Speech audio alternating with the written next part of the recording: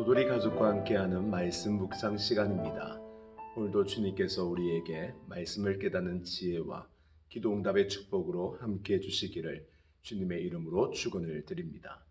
오늘 함께 나누신 말씀은 야고보서 1장 12절에서 18절 말씀입니다. 어제도 말씀을 드렸지만 사람은 시험을 받으면 원망과 불평이 생깁니다. 그리고 그 시험으로 인해 불행해지거나 큰 낙담, 낙심에 빠지게 되죠. 어떤 사람들은 오랫동안 그 낙심에서 나오지 못하여 그 불신앙으로 인하여 큰 불행을 겪는 사람들도 있습니다. 이렇게 시험 앞에 속절없이 무너지는 그리스도인에게 오늘 본문은 오히려 시험이 우리에게 복이 된다. 시험을 받는 자가 복이 있다라고 말씀하고 있습니다. 따라서 시험을 받을 때에 불평과 원망 전혀 할 필요가 없다라고 얘기하고 있죠. 그렇다면 어떻게 시험이 우리에게 복이 될 수 있을까요? 바로 오늘 본문에서 말씀해 주고 있습니다. 먼저 시험에는 세 가지 종류가 있습니다. 하나는 하나님께서 우리를 테스트하시는 시험입니다. 대표적인 예가 아브라함이죠. 하나님께서 아브라함에게 이삭을 주셨는데 하나님께서 이렇게 말씀하십니다. 이삭을 나에게 바치라. 큰 시험이죠. 유일한 자신의 독생자 아들 이삭을 바치는 것, 이것은 만만치 않은 시험입니다. 그런데 하나님께서는 그 아브라함에게 아들을 바치라라고 말씀하고 있습니다. 이렇게 하나님이 아브라함을 시험한 이유가 뭘까요? 하나님이 직접 말씀하십니다. 네가 나를 사랑하는지 사랑하지 아니하는지 내가 알아보겠다. 테스트를 한 것입니다. 그러나 이것은 그냥 재미삼아 하나님이 테스트한 것이 아닙니다. 오히려 그에게 큰 복을 위하여 상을 주시려고 테스트를 한 것입니다. 물론 우리는 이렇게 얘기할 수 있죠. 하나님께서는 우리의 중심을 보시는 하나님이신데 왜 이렇게까지 테스트를 해야 하는가? 마음을 아는 주님은 다 아시기 때문에 그냥 상을 주시면 되는데 왜 구태여 이러한 시험을 하시는가? 그 이유는 하나님께서 아브라함에게 주시는 이 복을 공증하기 위해서입니다. 어느 누가 보더라도 아브라함은 복을 받기에 합당한 사람이다. 그뿐만 아니라 시험을 이긴 자, 그 영광이 얼마나 큰지 앞으로 이어질 그 후손들과 또한 사단에게 자랑하여 보여주는 것입니다. 또한 이렇게 테스트하심으로 인하여 우리에게 주시는 메시지가 있습니다. 우리가 이 땅에 살아가는 이유가 분명한 목적이 있다라는 거죠. 그 예가 광야에 있는 이스라엘 백성입니다. 하나님께서는 이스라엘 백성들을 광야로 보내실 때에 내가 그들을 시험한다라고 말씀하십니다. 그들이 믿음이 있는지 없는지 시험하여 내가 알아보겠다라는 것이죠. 이것은 하나님께서 이스라엘 백성들을 의심하고 미워하여 시험하고 테스트한 것이 아닙니다. 하나님께서는 오히려 가나안 땅을 주실 때에 많은 세대에 공증하여 가나안 땅을 점령하기에 합당한 사람임을 보여주고 나타내기 위함입니다. 또한 그것은 곧 하나님의 영광을 위한 것이죠. 따라서 하나님의 테스트는 우리가 이 땅에서 어떻게 살아야 될지, 왜 살아야 하는지, 무엇을 살아야 하는지에 대하여 하나님의 메시지를 주고 있는 것입니다. 바로 우리는 믿음을 가지고 믿음을 향하여 믿음으로 하나님의 상을 받는 것입니다. 두 번째 시험은 사단이 유혹하는 템프테이션이라는 단어입니다. 이것도 시험입니다. 우리가 자주 경험하는 시험이죠. 하나님께서 사람을 만드신 이후 첫 사람으로부터 시작하여 사단은 모든 사람을 유혹하고 있습니다.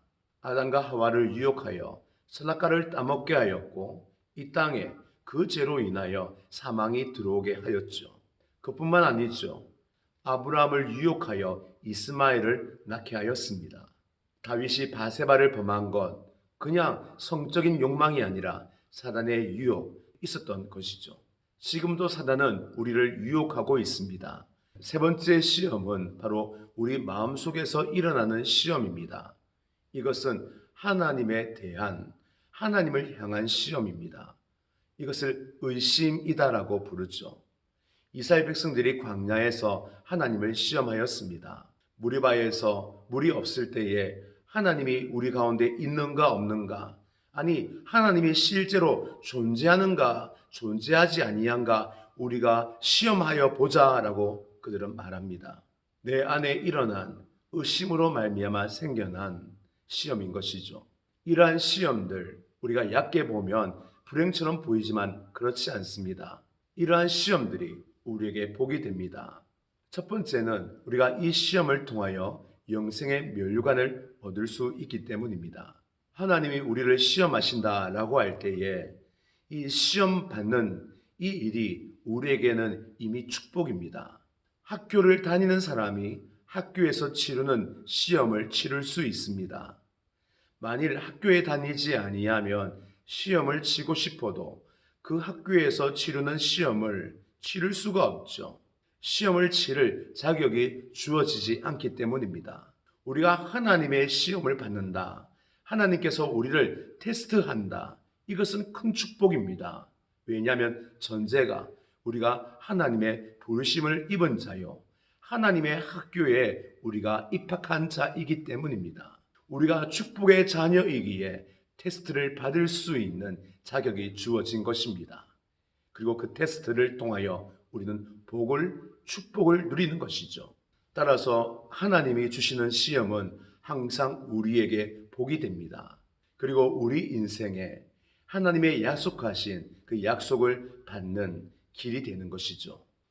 두 번째, 시험이 복이 되는 이유는 바로 이 시험을 통하여 우리는 진리의 열매, 생명의 열매, 영광의 열매를 맺을 수 있기 때문입니다.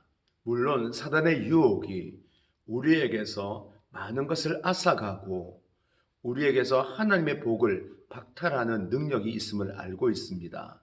그러나 오히려 이 유혹을 이길 때에 우리는 하나님께는 영광이요, 또 우리가 그 영광에 동참하는 일이 일어남을 아셔야 합니다. 예수님께서는 사단의 유혹을 이기셨을 때에 천사들이 예수님을 수종하여 받들었음을 우리가 알 수 있습니다. 이것은 우리에게도 마찬가지죠. 우리가 사단의 유혹을 이길 때에 우리는 하나님께는 영광이요, 천사가 수종드는 그 영광을 누리는 일이 우리에게 있게 될 것입니다. 그리고 사단의 유혹을 이긴 자리는 바로 그 자리에 하나님의 나라가 이루어진 것입니다. 그러면 우리는 어떻게 하면 사단의 유혹을 이길 수 있습니까? 두 가지 방법입니다. 하나는 진리에 확고하게 서야 합니다. 진짜가 분명하면 가짜는 명확하게 보이고, 진짜가 확실하면 가짜가 주는 가짜 영에는 우습게 여길 수 있습니다. 또 다른 한 가지 방법은 유혹의 자리를 빨리 피하는 겁니다. 똥은 무서워서 피하는 것이 아니라 더러워서 피하듯이, 더러운 곳에 있으면 더러운 곳이 묻기 때문에 빨리 피하는 것이 상책이죠. 다윗이 그러했습니다. 다윗이 옥상을 거닐 때에 바세바가 모욕하는 것을 보았습니다. 유혹이 들어온 거죠.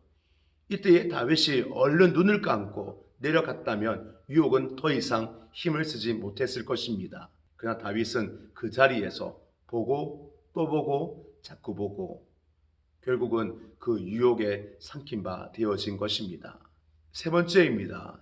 시험을 통하여 우리는 구원의 능력을 경험할 수 있습니다. 바로 십자가의 능력이죠. 오늘 본문에 보시면 14절 15절에 보시면 죄의 싹은 사망이다 라고 얘기하며 유혹에 넘어진 자들은 사망 가운데 거하고 있고 절망하기에 합당하다라고 얘기합니다.